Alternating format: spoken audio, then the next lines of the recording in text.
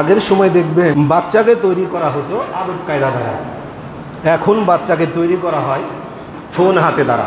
এটা দেখবেন যে ছোটোবেলায় মক্তবে যখন দেখবেন ছোট বাচ্চার আগে যেত, আমরাও যেতাম, এই হুজুরেরা যে কথাগুলো বলতো তখন মনোযোগ সহকারে শুনতাম, রাসূল সাল্লাল্লাহু আলাইহি ওয়াসাল্লামকে স্বপ্নে দেখা চিন্তা ভাবনা করতাম আমরা, এটা বলছি ছোটোবেলা। তো এখন বিশ্বাস করেন ছোট বাচ্চারা সর্বপ্রথম যখন ঘুম থেকে ওঠে তো ওদের হাতে সর্বপ্রথম ফোনটা দেওয়া হয়, এরা শিখে ফোন দ্বারা। ফোন দ্বারা মানে কি জানো, দেখুন যে বাচ্চাদের মধ্যে ফোন যখন দেবেন তখন ওই মন মানসিকতাটা টোটালি উঠে যাবে। আর যখন মন মানসিকতা উঠে যাবে তখন দেখবেন যে বাবা মা কাউকে সম্মান দেবে না। কেন বলুন তো? ওই বাবা মা সর্বপ্রথম বাচ্চাকে ধ্বংস করে। কেন ধ্বংস করে? ওকে যখন ফোন দেবেন ওই যে বারবার কান্নাকাটি করবে, হাতে যখন যাবে তো বাচ্চার একটা জেদ হয়ে যাবে যে আমি এখন কান্নাকাটি করবো ওই জিনিসটা আবার পাবো, এখন কান্নাকাটি করবো ওই জিনিসটা আবার পাবো। তো এটা হচ্ছে সর্বপ্রথম বাচ্চাদেরকে ধ্বংস করার জিনিস।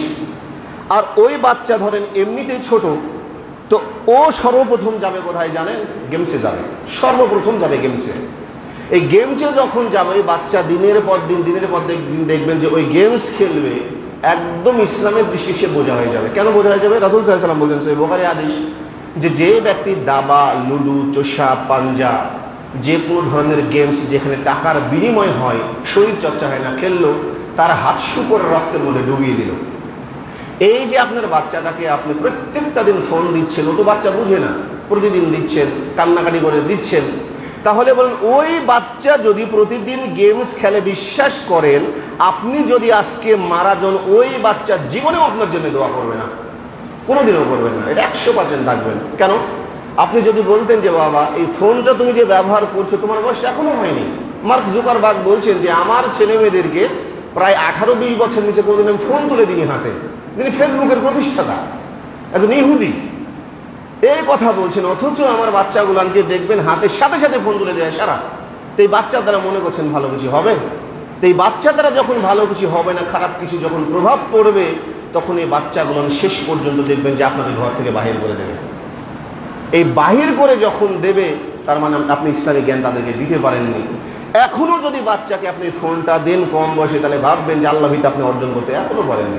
ঢাকাতে একটা ঘটনা ঘটেছিল, আপনারা অনেকেই জানেন, যে একটা মা প্রচণ্ড জ্বরে কিন্তু ভুগছিল। তো এই বাচ্চা দুইটা ছিল, একটা ছেলে একটা মেয়ে। তো ফোন হাতে দিয়েছে, ছোট থেকে অভ্যাস।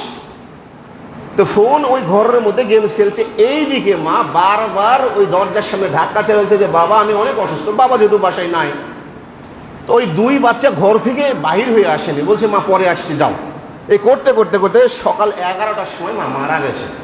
আর বাচ্চারা জাগ্রত হতে পেরেছে 1টার সময়। তারপরে এসে দেখছে যে ঘরের মধ্যে মাটা মরে আছে। এখন আশেপাশে যারা আছে তাদেরকে জিজ্ঞাসা করছে কেন এই মাটাকে কখনো কিছুই করেনি, বাজে লোক ছিল না? তা আশেপাশের মানুষ বলছে কি করে হবে, ওর বাচ্চাদেরকে ছোট থেকেই ফোন দেয়। এই যে গেমস খেলে, কিছু হলে কান্নাকাটি করে অমনি ফোন দেয়, কিছু হলে কান্নাকাটি করে অমনি ফোন দেয়। এই ফোন দেওয়ার কারণে শুধুমাত্র যে কি পরিমাণ বাচ্চার ক্ষতি করেছে চিন্তা করতে পারবে না। পরে বাচ্চাদেরকে জিজ্ঞাসা করছে যে তোমরা কি গেমস খেলা? হচ্ছে হ্যাঁ খেলে। কতক্ষণ বলছে? রাত 3টা পর্যন্ত গেমস খেলে। তো বলুন এই যে মা মারা গেল, প্রায় তাদের বয়স বলছে 16 থেকে 17 বছর, টিনেজ। তাহলে এই ছেলে মেয়েগুলানকে কি শিক্ষা দিয়েছে?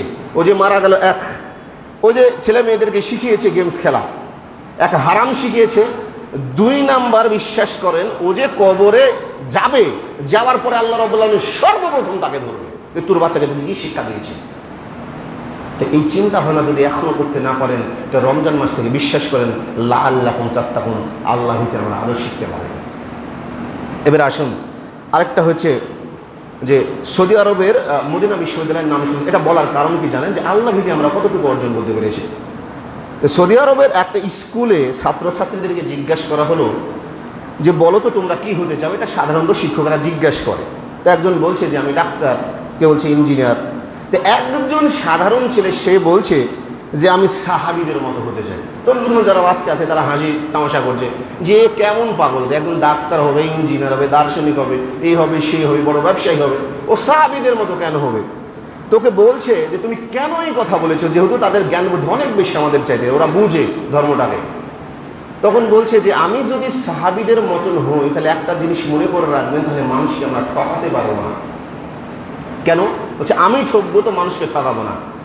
তো ওই শিক্ষক খোঁজ নিয়ে দেখছে যে তার বাবা ছিল অত্যন্ত ধার্মিক এবং তার মা অত্যন্ত ধার্মিক, আর এমন ওই মায়ের গায়েরও যে কোনো পুরুষ তাকে একদিনও চেহারা পর্যন্ত দেখেনি। আল্লাহ রাব্বুল আলামিন নিজেই বলছেন, যার বাবা মা ভালো তার সন্তানদেরকে আমি সেভাবেই হেফাজত করি, আমার দায়িত্বে গড়ে তুলি। ইমাম বুখারীর জীবনে পড়েছেন, তাহলে বুঝতে পারবেন যে ইমাম বুখারীর পিতা বলছেন ওই ইমাম বুখারীর জীবনীতে যে আমি আল্লাহর কসম করে বলতে পারি আমার যে সম্পদ আছে আল্লাহ রাব্বুল আলামিন যদি কিয়ামতের দিন ধরে আমি বলতে আর জাররা পরিমাণ হারাম নাই, জাররা পরিমাণ হারাম নাই। এতটা সৎকর্মশীল তারা ছিলেন। তা